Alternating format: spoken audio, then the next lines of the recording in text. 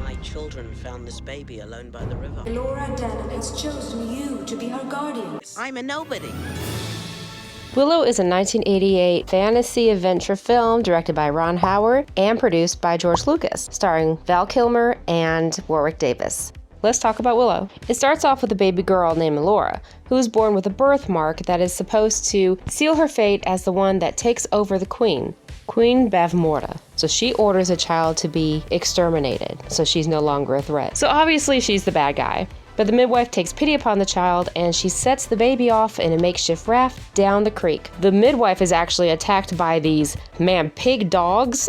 They look like dogs with werewolf masks on, and to see that barreling into the woods after the woman and the baby, it's pretty frightening, especially when you're a kid. I've been scarred for life. But I will say Willow helped develop my love for fantasy, so by the time Lord of the Rings came out, oh my god, I was absolutely in love. Now there is a village of Nelwyn, which is a race of dwarves, and this is where Willow Ufgood and his family resides.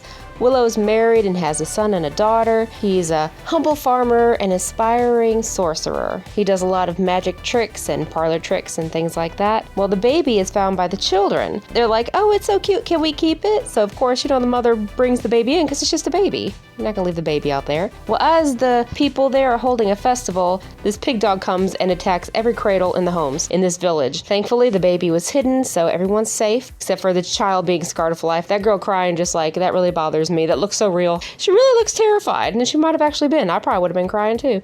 So Willow takes the baby to the village leader, played by Billy Barty. And he tells the leader, this is probably why the dog attacked the village, so I just thought I'd let you know I got this baby here. And they can tell the baby is actually what they call a Daikini, which is the name for the tall people. So he says the baby needs to return to a Daikini, and they set together a party, and they go off and look for a Daikini.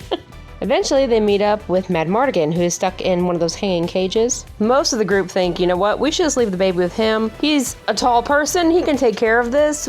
Willow isn't really too fond of the idea. He actually has a friend named Migosh, who's kind of his Sam to his Frodo, I guess. So Willow and Migosh are like, no, we'll wait. So the rest of the group goes home. That's where I'll leave you with this story. It's a really fun movie, and there's going to be a lot of scenes where you're like, oh my god, the special effects are so bad, and oh my god, because it was the 1980s. It was probably pretty good at the time. There are some scenes where it's kind of like, okay, that's an obvious puppet, or that's obvious claymation.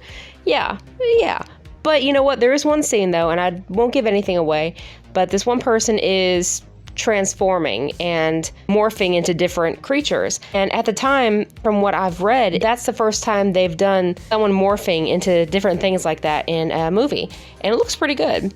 Probably, honestly, why I like long hair on guys, because of Mad Mardigan, because of Val Kilmer. But I have long hair, and so it's kind of like my comfort blanket. It's my comfort hair. I know they made a series, Willow series. I haven't heard too much about it other than some people were disappointed in it. Now, I haven't seen it for myself, so I can't judge, but if you are avoiding the Willow movie based on what you heard about the Willow TV show, don't.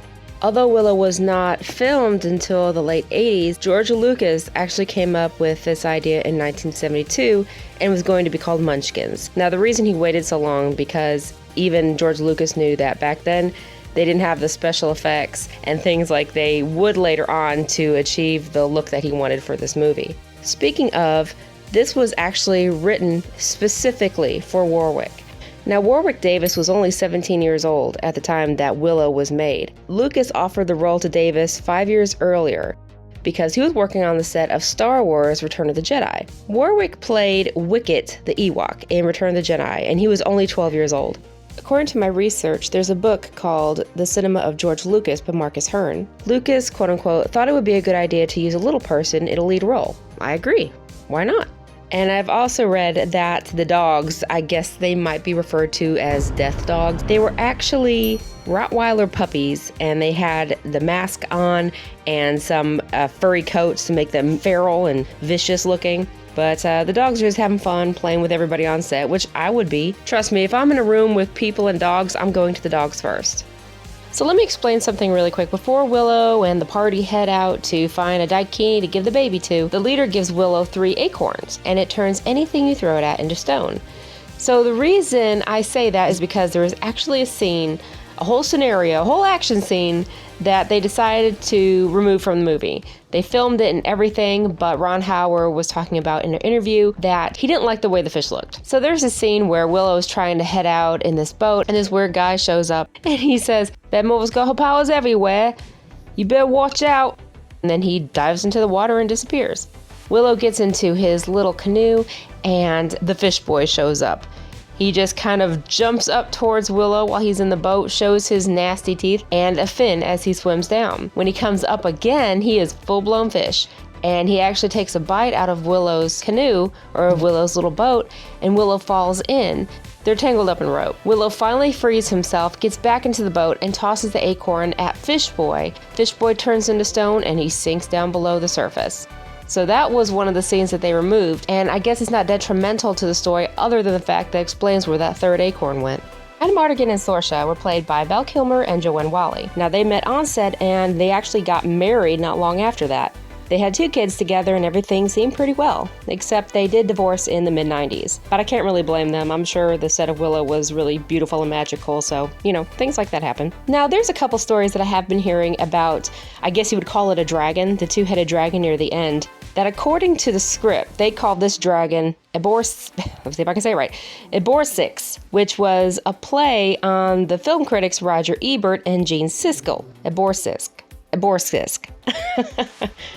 There's also another story involving the 2-headed monster that involves Ron Howard's brother, actor Clint Howard. If you've ever seen a low-budget B-horror movie, you've probably seen Clint Howard.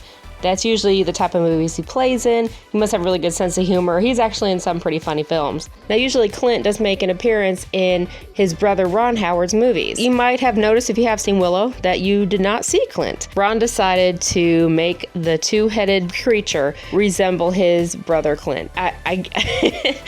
Now, Clint does have a different appearance, a very unique appearance. So do you think these creatures look like Clint Howard? Leave your opinion in the comments, people.